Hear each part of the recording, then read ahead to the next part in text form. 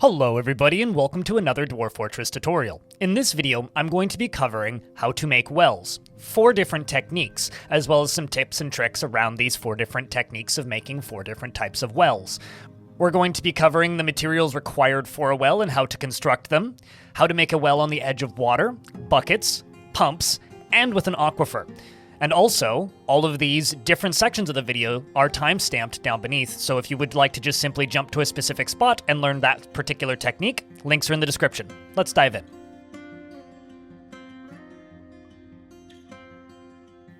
So now that we're in game, you can clearly see that there is a big open space of grass right here, and we're going to construct a couple of workshops to construct all of the materials that we need to build a well.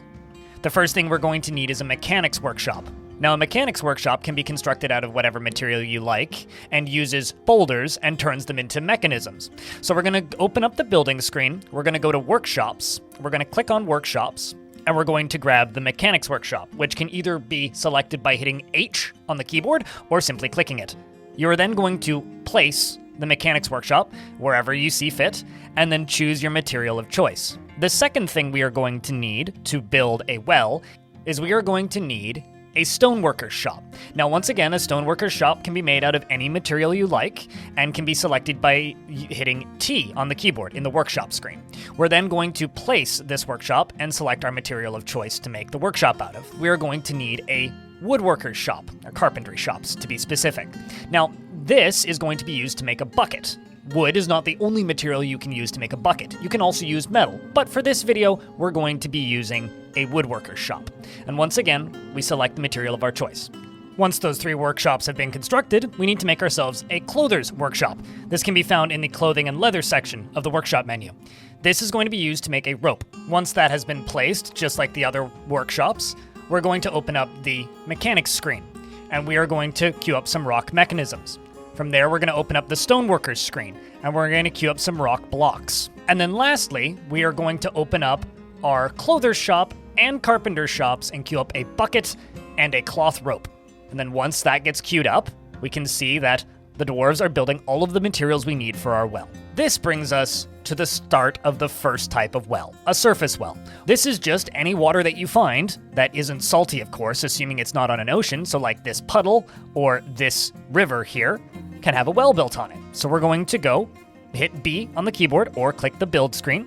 We're going to open up machines and fluids, and we are going to go to well. You might be wondering, what exactly is a well used for? A well is a space for dwarves to get water. Dwarves do not drink water and do not want to drink water. They should be drinking alcohol. However, if there is no alcohol available, they will drink water on a whim. They get really upset if you make them drink water straight out of a puddle and prefer to drink it out of a well if they absolutely need to. Wells are also very important for hospitals, as they are how dwarves gain water to clean wounds with. So any injured dwarf is going to need access to a well or some sort of water source. And if it's in a well, it'll be a better water source than if it's just pulled directly out of the river. So we're going to place this well down on the ground. We're going to use sandstone blocks. We're going to use an almond bucket, and we're going to use a pigtail rope. And we're going to use a chalk mechanism. This is then going to construct this well. And then what we're going to do, once we've built the well, is we're going to hit Z on the keyboard as the well's building. We're going to select the water source tool, and we're going to drag a water source around this well. As you can see, some of this water source is over top of this river, meaning they will actually use this river as well, which we don't want. So we can either build floors, or I can remove those squares from the water source, allowing for us to have a well that is operational that dwarves have access to.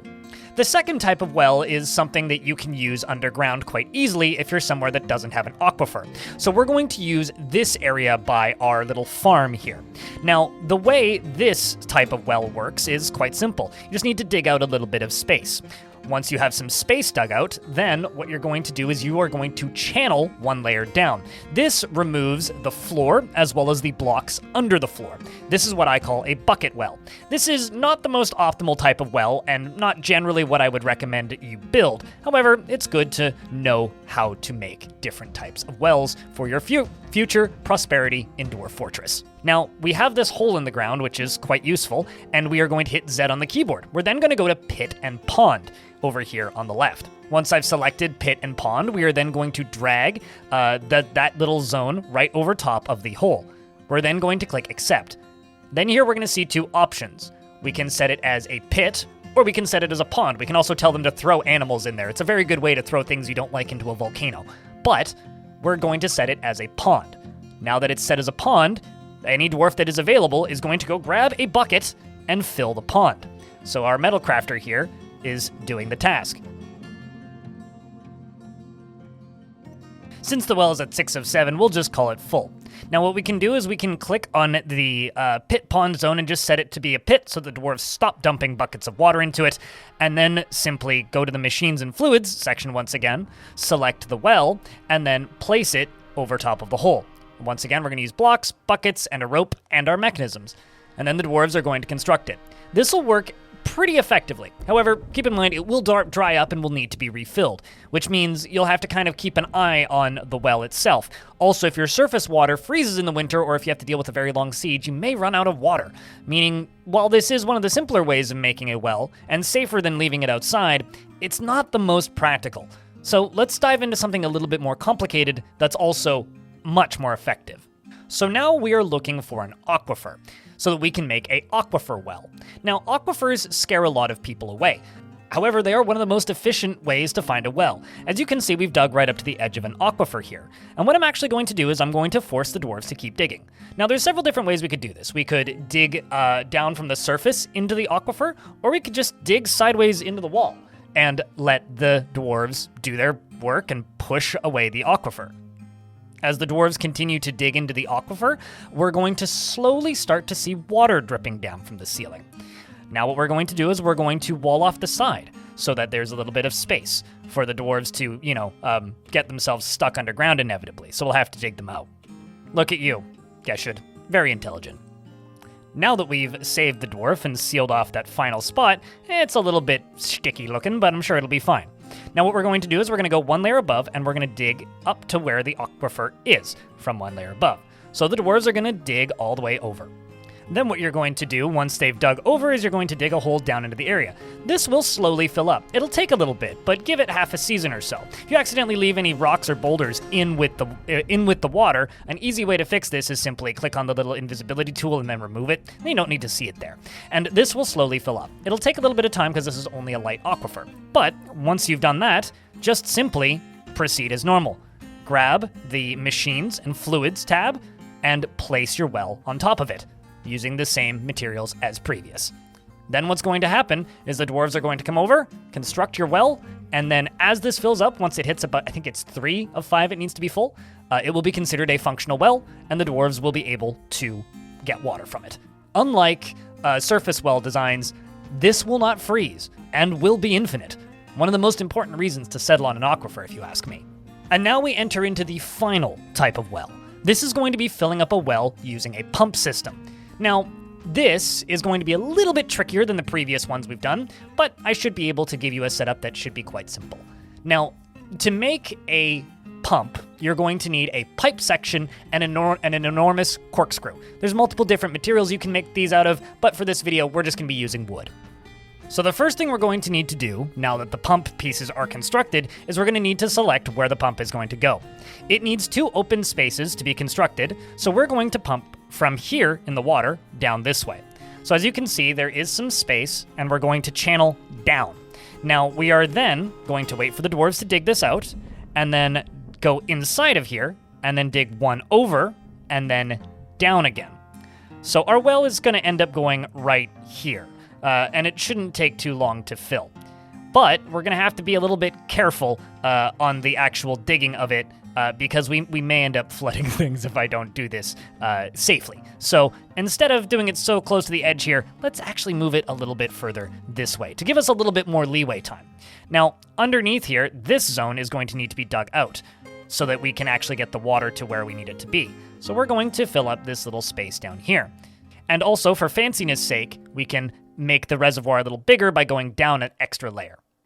And now that the reservoir is dug out, we're going to go one layer above, and we are going to channel in this upper layer. Now, the last step for this rather precarious setup is we're going to need to set up our pump. We're going to go to the Machines and Fluids section in the build screen, click on the pump, and we want it to pump from the left to the right. So if you look at these little arrows here on the pump itself, you can see that it goes from the left to the right. We're then going to place it right next to the river.